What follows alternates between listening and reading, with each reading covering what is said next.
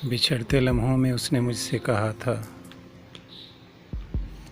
देखो हमारी राहें जुदा जुदा हैं, मगर हमें एक दूसरे का ख्याल रखना है ज़िंदगी भर। किसी भी लम्हा उदासियों की फसील हायल न होने देना।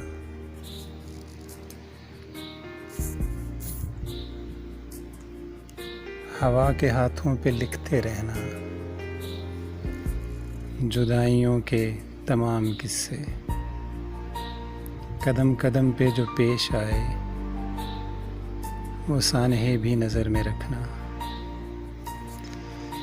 मैं जब भी लौटा तो अपने होठों की ताज़गी को तुम्हारी बुझती हुई आँखों पे ला रखूँगा, जो मेरी अपनी है, सिर्फ मेरी। बिछड़ते लम्हों में उसने मुझसे न जाने क्या कुछ कहा सुना था,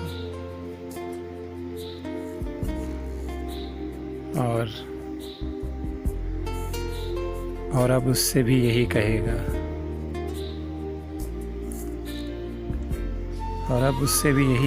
वो जिसके हाथों में हाथ डाले नए सफ़र पे निकल पड़ा है।